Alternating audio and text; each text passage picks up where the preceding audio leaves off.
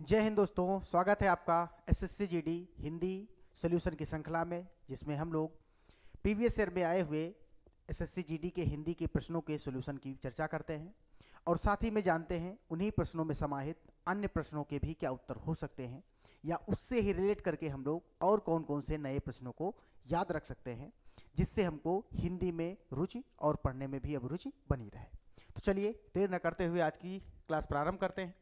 आज हम लोग सॉल्व करने वाले हैं 2 फरवरी तीसरी शिफ्ट में आए हुए 20 प्रश्न, क्योंकि आपको पता है कि एसएससी जीडी जो कि आपकी विगत परीक्षाएं हुई हैं या जो होंगी उसमें टोटल 80 प्रश्न पूछे जाने हैं, जिसमें से 20 प्रश्न आपके हिंदी के रहेंगे। तो मैं आपके समक्ष उन्हीं प्रश्नों के सॉल्यूशन की श्रृंखला लेकर के आया हूँ। चलिए प्रारंभ करते हैं आज की क्लास को। पहला प्रश्न है आपका, प्रत्येक व्यक्ति को स्वयं आत्मनिर्भर होना चाहिए। क्या होना चाहिए? आत्मनिर्भर होना चाहिए। उपरोक्त वाक्य का शुद्ध रूप क्या होगा? जो आपका वाक्य दिया है, प्रत्येक व्यक्ति को स्वयं आत्मनिर्भर होना चाहिए, इसका शुद्ध रूप पूछ रहा है और आपको विकल्प दे दिया, प्रत्येक व्यक्ति को स्वयं आत्मनिर्भर रहना चाहिए। आत्मनिर्भर स्वयं पर ही होता है, तो स्वयं की आवश्यकता है नहीं। प्रत्येक व्यक्ति को आत्मनिर्भर मिलाना चाहिए, तो मिलाना शब्द लिखा है, यह भी आपका अनुचित होगा। प्रत्येक व्यक्ति को आत्मनिर्भर होना चाहिए, ये वाक्य आपका ठीक लग रहा है। और चौथा विकल्प है, प्रत्येक व्यक्ति को स्वयं में आत्मनिर्भर होना चाहिए, तो स्वयं में नहीं, स्वयं पर भी होता, लेकिन स्वयं की आवश्यकता है नहीं।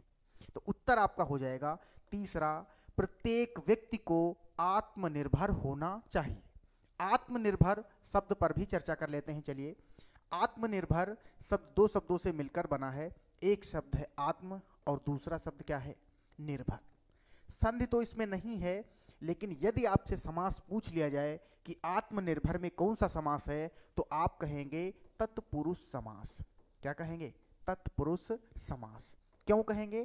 क्योंकि आत्मनिर्भर का जब हम लोग विग्रह करते हैं, विच्छेद करते हैं या समास विग्रह करते हैं, तो हम लोग आत्मनिर्भर का विग्रह क्या करेंगे? आत्म पर निर्भर। और चूंकि में पर ऊपर ये सब अधिकरण कारक के कारक चिन्ह हैं, और जो भी कारकीय आधार पर समास बांटा गया है उसका नाम क्या है? उसका नाम है तत्पुरुष समास। दूसरा, एक शब्द इसमें आया है प्रत्येक।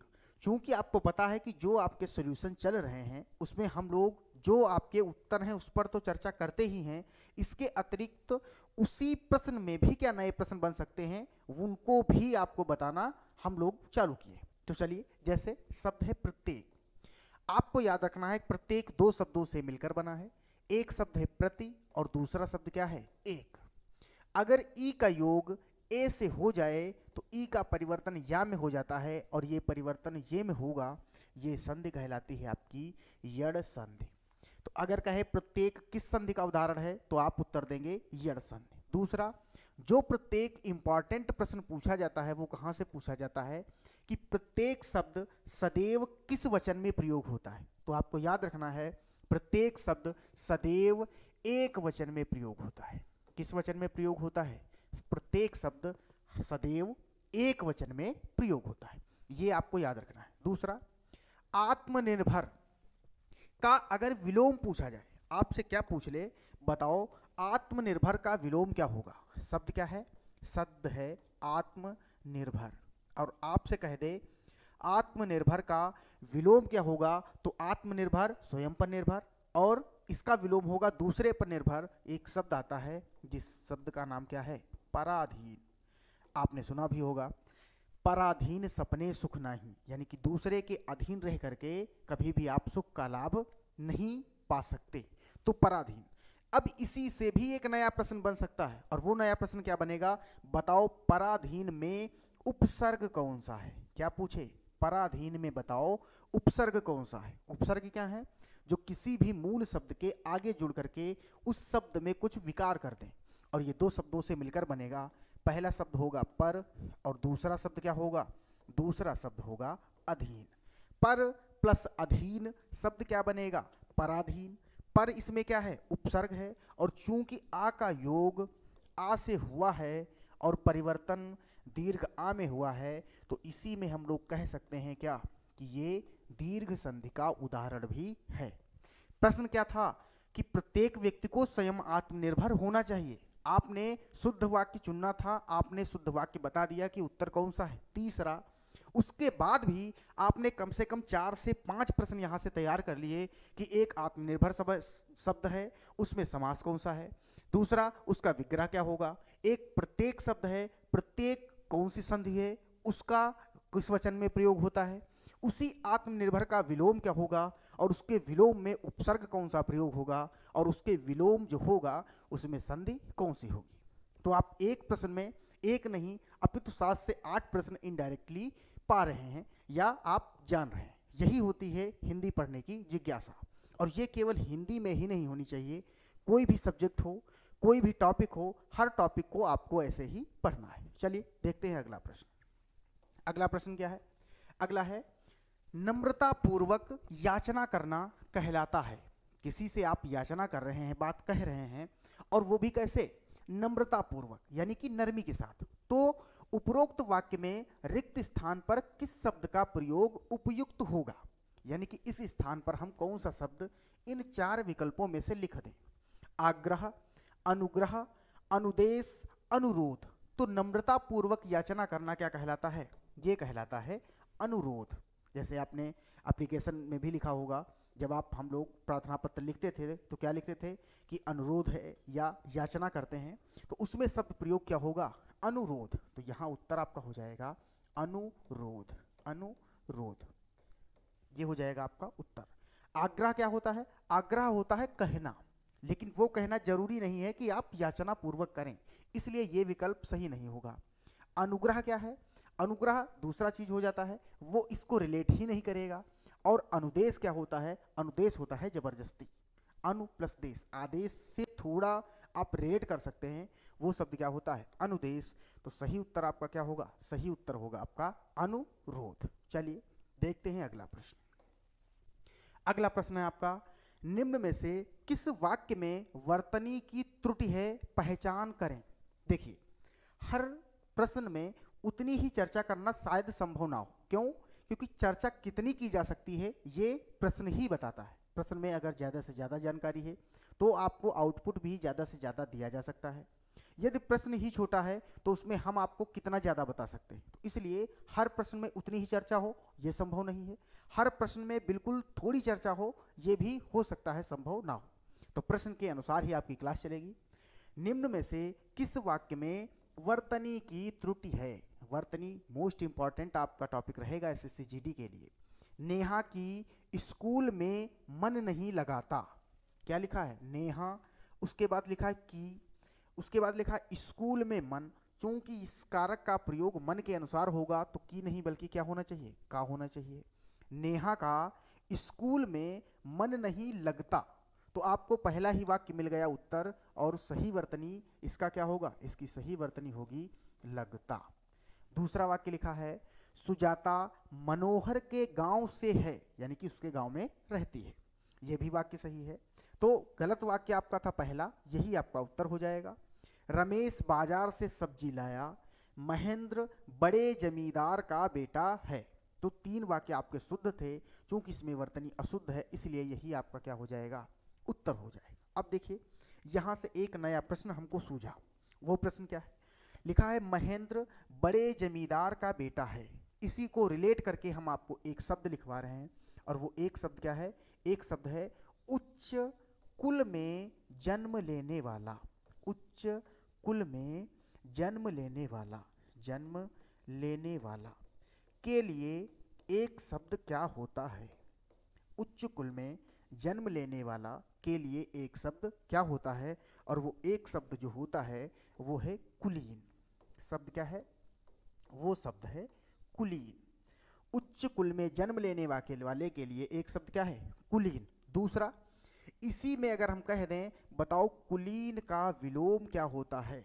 कुलीन का विलोम क्या होता है? तो चूंकि कुलीन है उच्च कुल में जन्म लेने वाला, तो वो होगा निम्न कुल में जन्म लेने वाला, और वो होगा क्या? वो होगा अंत्यज। वो शब्द क्या होगा? वो होगा अंत्यज। और अंत्यज क्या होगा? जिसका जन्म निम्न कुल में हुआ हो। निम्न कुल में जन्मा, में जन्मा ही क्या कहलाएगा, वो कहलाएगा अंत्यज। अब देखिए प्रश्न एक प्रश्न से प्रश्न आपके कितने हुए, 2 या 3 या उससे अधिक। अगला प्रश्न है मनुष्य को किसी के प्रति द्वेष नहीं रखना चाहिए। क्या नहीं रखना चाहिए, द्वेष नहीं रखना चाहिए। सही बात है भाई। उक्त वाक्य में प्रयुक्त द्वेष के स्थान पर उसके समानार्थी शब्द का प्रयोग करें। किसके समानार्थी, 2 शब्दों से मिलकर बना है, समान प्लस अर्थी, समान अर्थ वाले, जिसका पर्याय क्या है, पर्यायवाची। जिसका पर्याय क्या है, पर्यायवाची।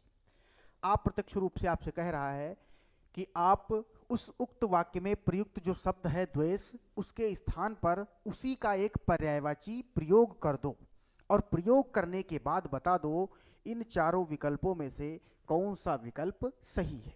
विकल्प ए है मनुष्य को किसी के प्रति ममता नहीं रखनी चाहिए। तो द्वेष का अर्थ आपको अगर पता होगा तो ही आप उत्तर कर पाएंगे, तो ममता तो नहीं होता, तो आपका पहला वाक्य गलत हो जाएगा। मनुष्य को किसी के प्रति ईर्ष्या नहीं रखनी चाहिए। तो द्वेष का अर्थ ईर्ष्या से होता है, घमंड से होता है, तो ईर्ष्या हो सकता है। तीसरा विकल्प है मनुष्य को किसी के प्रति क्रोध नहीं रखना चाहिए। तो क्रोध भी नहीं होता है, तीसरा विकल्प नहीं होगा। मनुष्य को किसी के प्रति प्रतिशोध, प्रतिशोध का अर्थ होता है बदला, बदले का भाव नहीं रखना चाहिए, प्रतिशोध का भाव नहीं रखना चाहिए, ये भी द्वेष का अर्थ नहीं होता है। द्वेष का अर्थ होता है ईर्ष्या, इसलिए उत्तर हो जाएगा आपका दूसरा, मनुष्य को किसी के प्रति ईर्ष्या नहीं रखनी चाहिए। अब देखिए चूंकि जो व्यक्ति ईर्ष्यालु होगा वो कहीं ना कहीं उसके मन में निगेटिविटी चलती रहती है, इसीलिए हमको एक शब्द याद आया और वो शब्द आपको हम बता रहे हैं। शब्द क्या होता है, एक तो होता है मरने की इच्छा। एक शब्द क्या होता है, मरने की इच्छा।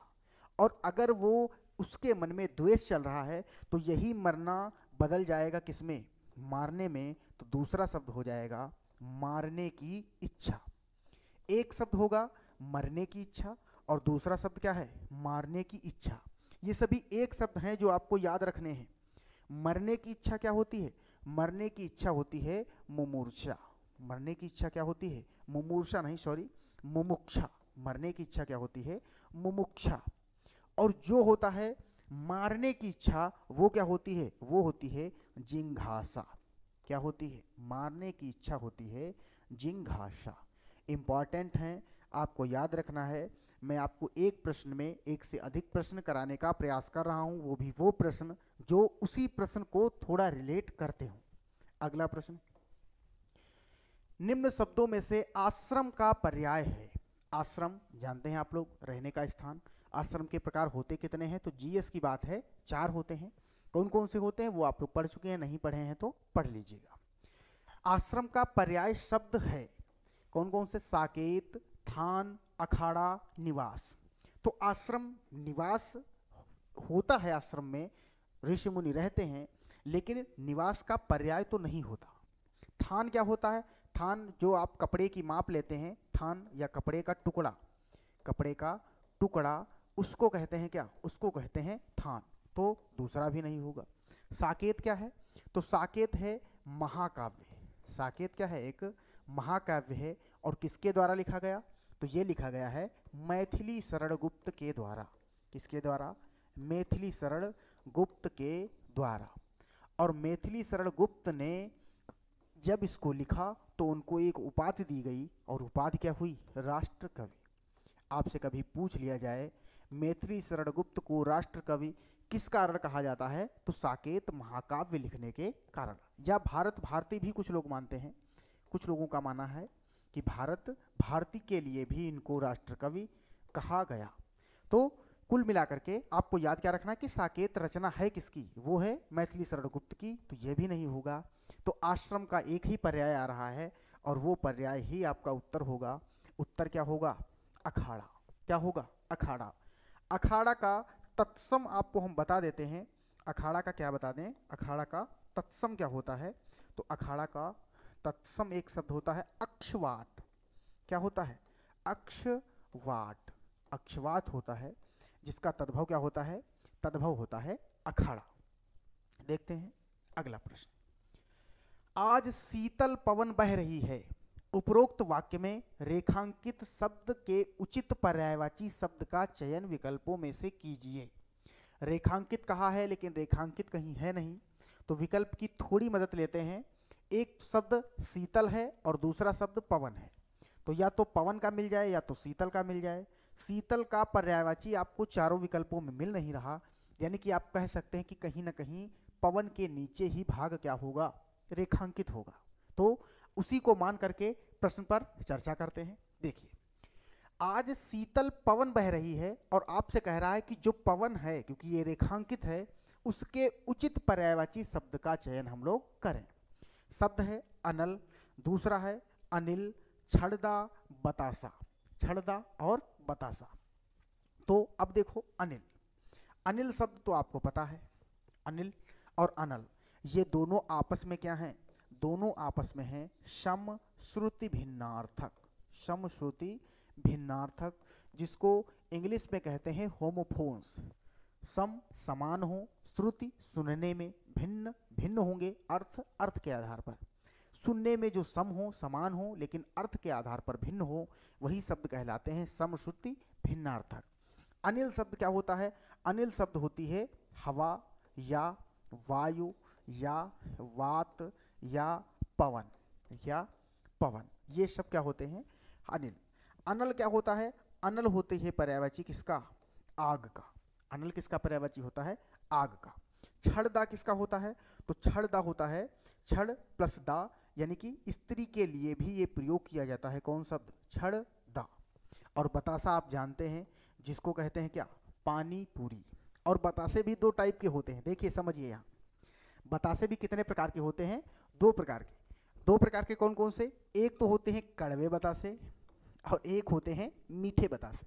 ये आपको इसलिए नहीं बता रहे हैं ताकि आप समझ जाएं कि बतासे कितने प्रकार के होते हैं, ये इसलिए बता रहे हैं कि आपसे पूछ ले, बताओ बतासा में संज्ञा कौन सी है, बतासे में संज्ञा कौन सी है। तो अगर आपको नहीं पता है कि बतासे के टाइप होते हैं तो आप इसको व्यक्तिवाचक संज्ञा कर देंगे।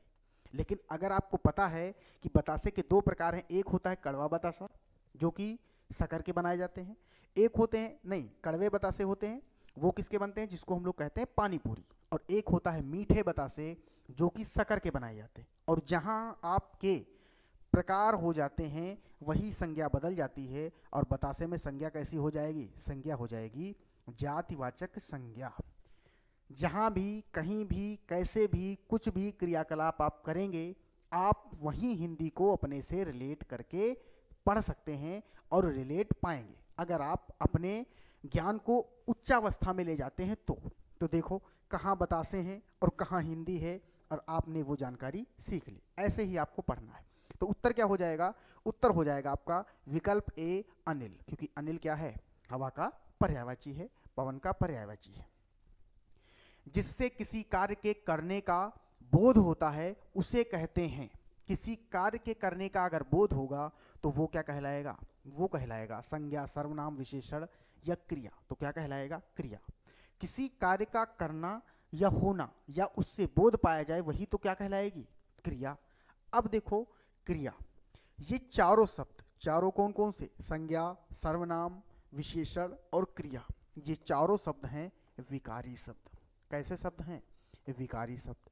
विकारी शब्द क्या होते हैं? वो शब्द जिनमें परिवर्तन किया जा सके लिंग के आधार पर, वचन के आधार पर, कारक के आधार पर, काल के आधार पर और पुरुष के आधार पर।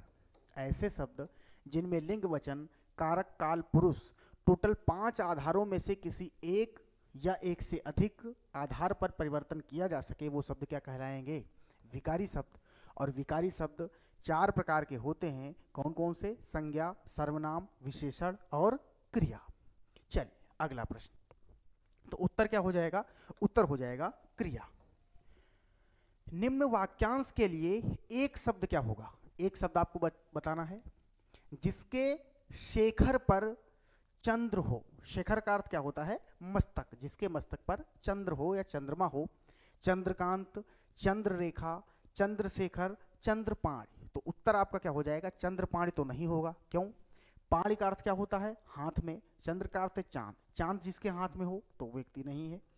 वो चंद्रशेखर तो नहीं है। चंद्र है शिखर पर जिसके, उसके लिए एक शब्द क्या होगा? चंद्रशेखर। और चंद्रशेखर है कौन? चंद्रशेखर हैं शिव। चंद्रशेखर कौन है? चंद्रशेखर हैं शिव। शिव को ही क्या कहते हैं? शिव को ही कहते हैं शंकर। क्या कहते हैं?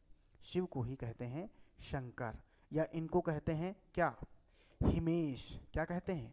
हिमेश। हिम के ईश हैं जो, वही क्या हैं? हिमेश। दूसरा, अगर आपसे देखो यही एक शब्द प्रयोग कर लिया जाए, शिव की धनुष। शिव की धनुष के लिए एक शब्द क्या होगा? यानी कि शिव जी की धनुष का नाम क्या था? तो आप उत्तर देंगे पिनाका। उत्तर क्या देंगे? उत्तर देंगे पिनाका। शिव की धनुष का नाम क्या है? पिनाका।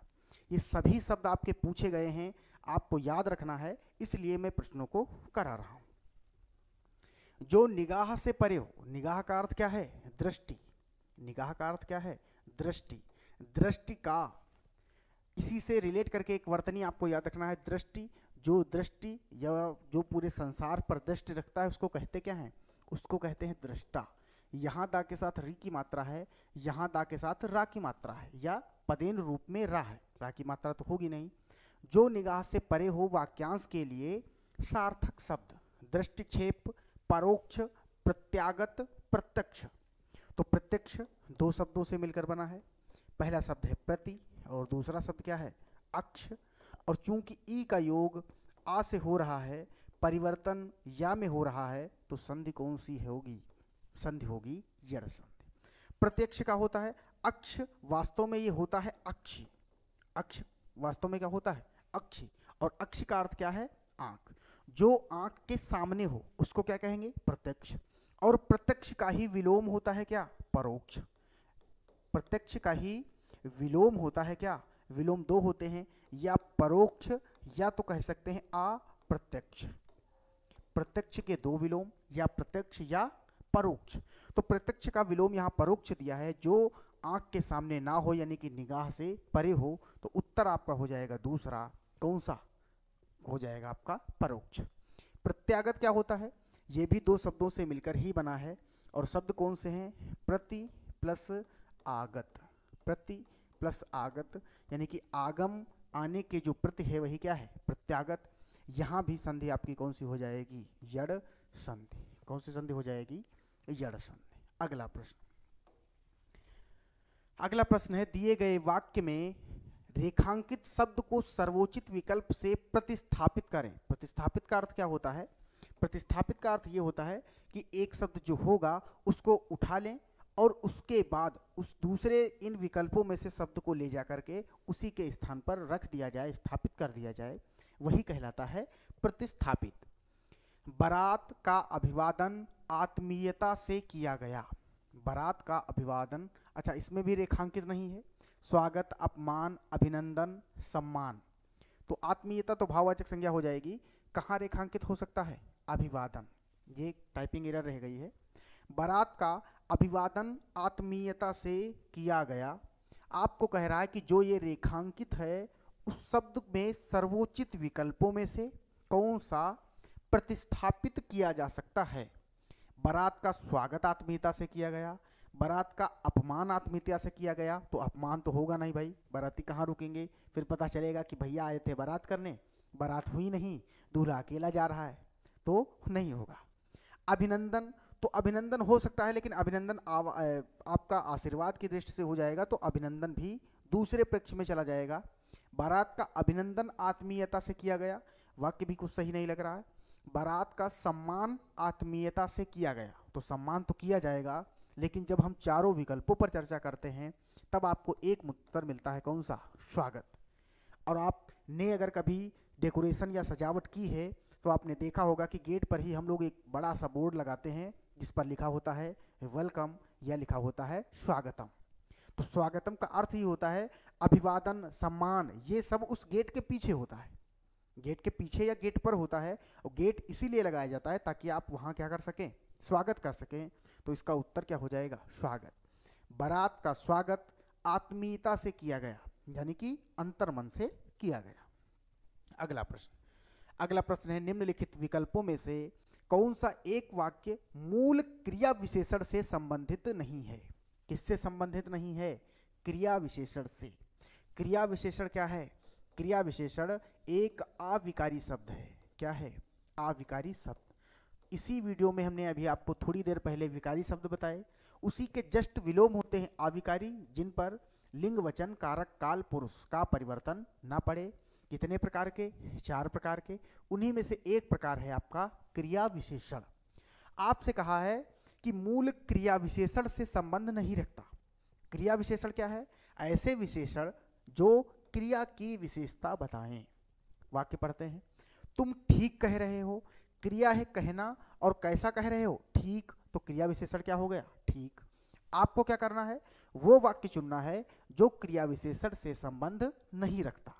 सीता खेलती कूदती रहती है, तो खेलती भी क्रिया है, कूदती भी क्रिया है, रहती भी क्रिया है, और है आपकी सहायक क्रिया हो जाएगी। सीता आपका कर्ता हो जाएगा। कहीं आपको यहाँ क्रिया विशेषण मिला? नहीं मिला। तो ये वाक्य हो सकता है। अगला वाक्य, वह अचानक आ गया। आ गया तो क्रिया है, लेकिन कैसे आ गया? अचानक। तो क्रिया विशेषण क्या हो गया? अचानक। तो ये भी नहीं होगा, ये भी नहीं होगा। नगर यहाँ से दूर पड़ता है, यहाँ से दूर पड़ता है क्या हो जाएगी? क्रिया, और संबंध बता दिया यहाँ से दूर, तो ये भी क्रिया विशेषण हो जाएगा। एक ही नहीं हुआ, कौन सा? तीसरा, वह नहीं, दूसरा, सॉरी, सीता खेलती कूदती रहती है, इसमें क्रिया विशेषण नहीं है, और यही आपका क्या हो जाएगा? यही आपका उत्तर हो जाएगा। अगला प्रश्न, अगला प्रश्न है, उसकी महिला भी उसके साथ आई है। इस वाक्य में रेखांकित शब्द के स्थान पर सर्वोपयुक्त शब्द निम्न में से क्या होगा? और रेखांकित फिर नहीं है, फिर आपको रेखांकित चुनना पड़ेगा। पत्नी, स्त्री, मित्र, साथी। तो आप जब विकल्प देखते हैं तो आपको एक संकेत मिल जाता है। क्या? महिला के नीचे रेखांकित होना चाहिए, बाकी कहीं कोई शब्द ऐसा लिखा नहीं है जिसका कोई पर्याय हो सके। तो महिला मान लेते हैं। महिला, उसकी महिला भी उसके साथ आई। पत्नी आई, स्त्री आई, मित्र आई, साथी आई, तो सभी आ सकते हैं। लेकिन जब साथ आने की बात होती है और मौजूद है कौन? पत्नी, तो भाई साहब क्या बताओ, कोई आ सकता है किसी दूसरे के साथ? नहीं आ सकता। तो उसकी पत्नी भी उसके साथ आई का अर्थ यह है कि अगर पत्नी साथ है तो फिर और कोई साथ में नहीं होगा। तो उत्तर आपका क्या हो जाएगा? पत्नी। पत्नी के पर्याय देख लेते हैं। जैसे भार्या हो गया, एक क्या हो गया आपका? अर्धांगिनी। पत्नी का एक पर्यायवाची है क्या? अर्धांगिनी। अब एक पर्यायवाची आपको बताने जा रहे हैं। आपने नाम सुना होगा दारा सिंह। दारा सिंह क्या थे? पहलवान थे। उन्हीं पहलवान में से सिंह को हटा दो, क्योंकि शेर जब चला गया तो आधा शेर जो बचा, वो घर में आधा शेर का मतलब है दारा। दारा सिंह का सिंह हटा दो, केवल दारा बचा, आधा शेर, और वो आधा शेर पर्यायवाची किसका है? वो पर्यायवाची है पत्नी का। इसलिए आपको ये याद रखना है कि दारा भी पर्यायवाची होता है किसका? दारा भी पर्यायवाची होता है पत्नी का। एक शब्द आपको याद रखना है, सहचरी। क्या है? सहचरी। ये भी पर्यायवाची होता है किसका? किसका होता है? ये होता है आपका पत्नी का। देखते हैं अगले प्रश्न। अगला प्रश्न है, नीचे दिए गए मुहावरे में रेखांकित अंश के स्थान पर सबसे उपयुक्त विकल्प कौन होगा? और रेखांकित फिर नहीं है। तिल का पहाड़ करना, पेड़, खजूर, आम, ताड़। ये विकल्प रेखांकित होगा कहाँ? पहाड़ के नीचे। तिल का पहाड़ करना, और आपको बताना है कि पहाड़ के स्थान पर इन चारों विकल्पों में से कौन से शब्द आएंगे। तिल का पेड़ करना, तिल का खजूर करना, तिल का आम करना, तिल का ताड़ करना। तो तिल का ताड़ करना ही आपका मुहावरा सही होगा। और तिल का ताड़ करने का अर्थ क्या होता है? यहाँ क्या हो जाएगा? तिल का ताड़ करना, बात बढ़ाना। क्या हो जाएगा? बात बढ़ाना। तिल का ताड़ करना, बात बढ़ाना। अगला प्रश्न है, विकल्पों में दिया गया कौन सा शब्द निम्न वाक्य में रेखांकित अंश के स्थान पर आ सकता है और फिर रेखांकित नहीं है?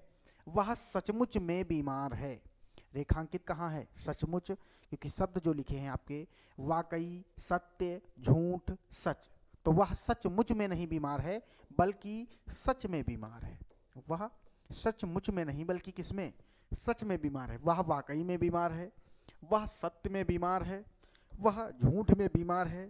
तो जब चारों विकल्प आप पढ़ते हो तो आप जो अंतिम उपयुक्त विकल्प होता है वो होता है आपका सच, वह सच में बीमार है।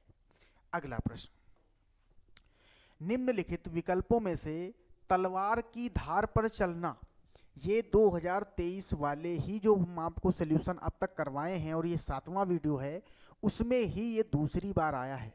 तलवार की धार पर चलना, हे प्रेम का पंथ कंकराल बड़ा, तलवार की धार पर धावन है।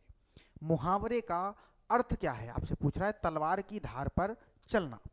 इससे पहले जब आया था तो वाक्य शुद्ध में आया था कि तलवार की नोक पर चलना, तो नोक पर नहीं, अभी तो क्या होता है, धार पर चलना। अनावश्यक सलाह देना, ताकतवर होना, जोखिम भरा काम करना, चाल सफल ना होना। तो तलवार की धार पर चलना क्या होता है, जोखिम भरा काम करना, यानी कि कठिन काम करना या जोखिम भरा रिस्क भरा काम करना।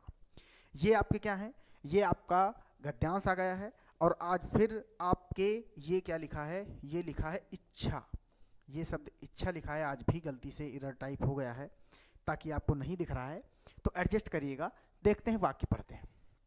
गद्यांश है आपका, मनुष्य विवेकशील है, विवेकशील प्राणी है, आविष्कार है, असाध्य है, मानव है।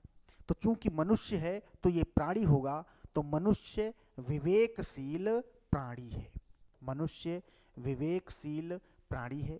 सब कुछ जानने और समझने की उसमें विद्वान है। अब देखो मैंने अभी आपको पीछे ही एक शब्द लिखवाया है, जानने की इच्छा। क्या शब्द लिखवाया है, जानने की इच्छा। और जानने की इच्छा के लिए एक शब्द क्या लिखवाया, एक शब्द लिखवाया जिज्ञासा। और यहां आपको मिल गया कुछ जानने और समझने की। समझने की क्या है, ये देखो शब्द लिखा है क्या, इच्छा। शब्द क्या लिखा है, इच्छा। तो सब कुछ जानने और समझने की इच्छा क्या है, उसमें इच्छा उसमें विद्यमान है। क्या है, इच्छा उसमें विद्यमान है। विशेष ज्ञान रूप विज्ञान उसकी इसी वृत्ति का परिणाम है। अब देखो इसी वृत्ति किसके लिए आया है, ये जो शब्द आया है उसकी इसी, इसी का अर्थ है जानने और समझने की इच्छा। और जानने और समझने की इच्छा, फिर आपके विकल्प दिए हैं रोग, शांत, जिज्ञासा, और ये शब्द लिखा है विचित्र। ये शब्द क्या लिखा है, ये शब्द लिखा है विचित्र। तो अब जानने और समझने की इच्छा क्या होती है, जिज्ञासा। यहाँ क्या था, यहाँ था इच्छा। तो अब सब कुछ जानने और समझने की इच्छा उसमें विद्यमान है। विशेष ज्ञान रूप विज्ञान उसकी इसी जिज्ञासा वृत्ति का परिणाम है। किस वृत्ति का, जिज्ञासा व्यक्ति का परिणाम है। पेड़ से फल को, अब देखो यहां अगर आपको घटना याद होगी, न्यूटन का जिक्र किया जा रहा है। पेड़ से फल को गिरते हुए देखा। अब पेड़ से फल अगर गिरेगा तो बताओ ऊपर जाएगा, नीचे जाएगा, उठते हमेशा नीचे आते, कहां से, नीचे। तो पेड़ से फल को नीचे गिरते हुए देखा तो जिज्ञासा हुई। तो क्या हुई, जिज्ञासा हुई कि वस्तुएं नीचे पृथ्वी पर ही क्यों गिरती हैं। विज्ञान ने गुरुत्वाकर्षण का महत्वपूर्ण सिद्धांत दिया, सूचना दिया, ज्ञान दिया, क्षेत्र दिया। तो नियम आए गुरुत्वाकर्षण के, आपको पता है, तो इसमें क्या हो जाएगा, सिद्धांत दिया। मनुष्य विवेकशील प्राणी है, सब कुछ जानने और समझने की इच्छा उसमें विद्यमान है। विशेष ज्ञान रूप विज्ञान उसकी इसी जिज्ञासा वृत्ति का परिणाम है। पेड़ से फल को नीचे गिरते हुए देखा तो जिज्ञासा हुई कि मनुष्य नीचे पृथ्वी पर ही क्यों गिरती है। विज्ञान ने गुरुत्वाकर्षण का महत्वपूर्ण सिद्धांत दिया। ये थे आपके उत्तर। मैंने आपको 20 प्रश्न करवा दिए। आशा करते हैं कि आपको समझ में आया होगा। आप इसी जोश के साथ पढ़ते रहिए। आज की क्लास के लिए धन्यवाद। जय हिंद।